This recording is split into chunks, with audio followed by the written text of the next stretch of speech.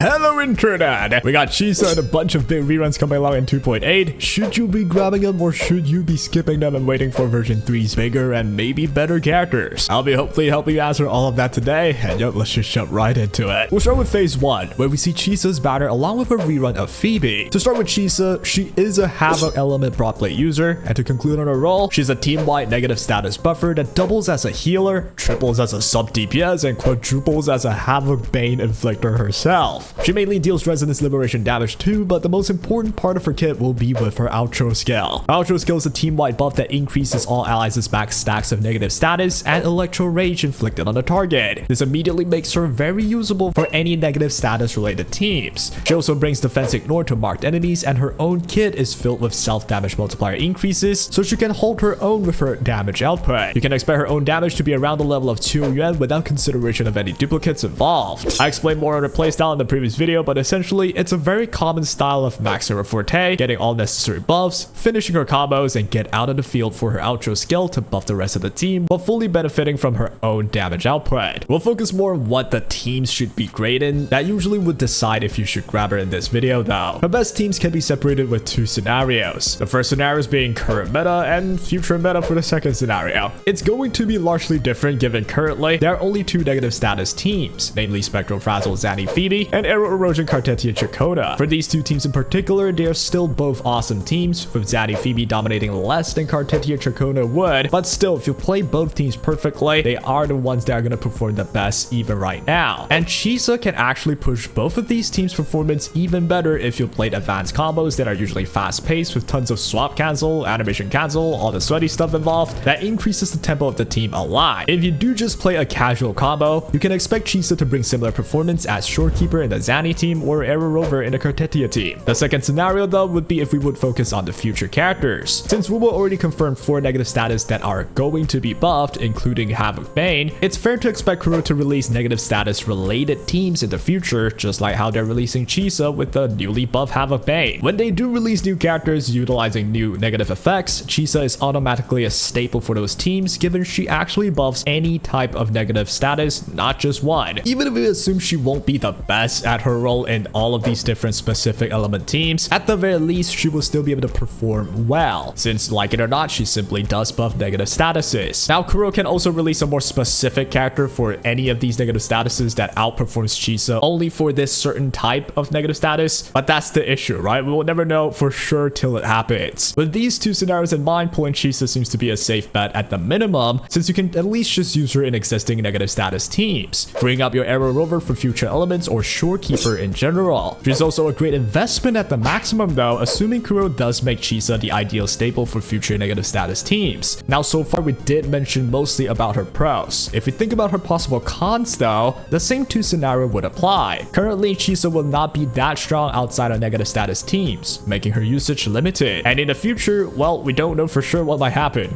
Would be the con, I guess. It's possible Kuro does things expectable. Chisa becomes a great support for all negative status teams, or they could also just be funny and introduce a whole different archetype in version 3 that's not at all negative status. You never know for sure, right? Though I will say it's more likely they should just focus on negative stats now that they're buffing them as well and Chisa being released that buffs it. With all that said though, should you pull Chisa? I think simply put, if you plan to play negative status teams at all, Chisa becomes a good option with higher potential upsides than down. At worst, you can just treat her as a replacement to say Arrow Rover in the Cartetia team, since Rover will most definitely change elements eventually and will be needed in a separate team. If you know for a fact that you don't want to play and you're not gonna be playing negative status teams, Chisa is actually non-essential. Or you could maybe hope for a potential rerun in the future where if they release negative status main DPS, they will rerun Chisa along with them. And that's really it for my recommendation. Do let me know what you think in the comments down below. And yep, that's enough about Chisa for now. Let's move on to the reruns. Running with Chisa's banner is Phoebe's banner for phase 1 as a rerun. We already know Phoebe's most popular role is to be played with Zanny in the Spectral Frazzle team. So immediately if you're focused on playing Zanny, you want to grab a Phoebe to achieve the ideal performance. While they are not dominating the whole meta, Zanny Phoebe's team has very high ceiling if you do play them perfectly, so don't think they can't be used at all just because the version's almost over. Do note however, if you're only all about the meta, completing Zanny's team may not be the top priority considering they are released quite some time earlier. With version 3 plus coming along, you may just want to wait for the next big archetype or big team. But well, as usual, pull for who you love is the best answer. I personally recommend to just opt for Chisa still, preparing for a likely strong negative status team in the future, or again, just to free up Arrow Rover. And that is all for Phoebe. Pretty straightforward. Now, there is a main DPS playstyle for Phoebe too. While it works, it's not going to be a reliable team forever in my opinion, but hey, if that's what you're really excited about and you really want to play that style, she can be played as that, so just to let you know. With the phase 1 banners out the way, next off, let's talk about phase 2, which we would see Phrolova and Canterella. To start with Phrolova, with the addition of Qiuyuan, Phrolova's team of Qiuyuan, Phrolova, and Canterella managed to become a pretty strong team, especially with a recent TOA. Given Phrolova herself is already strong in wuthering waves with her big area attacks, she's now also top tier in the current TOA, which makes her actually a very respectable force that can perform well anywhere. A well-played team of Phrolova, Canterella, and Qiuyuan can actually match the capabilities of a Cartetia team in the current endgame, and that makes these two reruns a force to be reckoned with. Now, there are two ways to see this in my opinion. One is just based off current meta, where if I do want a strong team and that I have an opening for Qiuyuan that I can just use him, right? I would opt for both Phrolova and Canterella, or just get whichever one you're missing, and you'll be able to get a very strong team currently that works well. The cons of this is, well, you don't know how long would they be really good, as the meta may change with version 3 plus coming in. The other way to consider this would be to think about the future. Pretty much just decide if you trust Chisa and negative status being the focus on the coming versions. If you do, Phrolova and Canterella won't be the priority. Both choices have pros and cons, and you really should decide based on what you'd rather play and believe in. I will give you my own decision, where I'll be prioritizing getting Chisa and saving for the next big team. If the next top tier team ends up not using Chisa, well, I'll have her take Arrow Rover's spot in Cartetia's team. That'll free up Rover for whichever future teams that would use Rover. That seems to be the best value in my opinion, plus Chisa looks absolutely gorgeous and I love to play her anyway. I only see wins all the way. And that is pretty much it for today's video. I hope I helped you out in deciding which character should you be going for. Always do remember the usual adage, vote for whoever you love in this game. And honestly, if there's a will to make a character good, there's usually a way where if you can play a character absolutely perfectly, likelier than not, they will be able to at least clear all the needed endgames for you. And yep, in the end, there's simply no way to tell what Kuro may do in the future. For example, I thought Galbretta was a little bit random in terms of what she does. Don't get me wrong, I think she's great. It's just that, she's not negative status based, and she kind of just directly does echo damage or heavy damage, right? It's definitely possible for Kuro to just say version 3 now gets a new archetype, or version 3 now buffs, say, Resonance Liberation damage a lot more, and there's no negative status involved. I would think that's very weird to do, especially after that they announced the buffs to 4 of the negative statuses. So yep, my money's on banking that Chisa will be the staple for the coming characters, and you'll be able to build a lot of interesting teams with Chisa in your account. But that's just my opinion. Feel free to share me yours in the comments down below. That'll be all. Take care.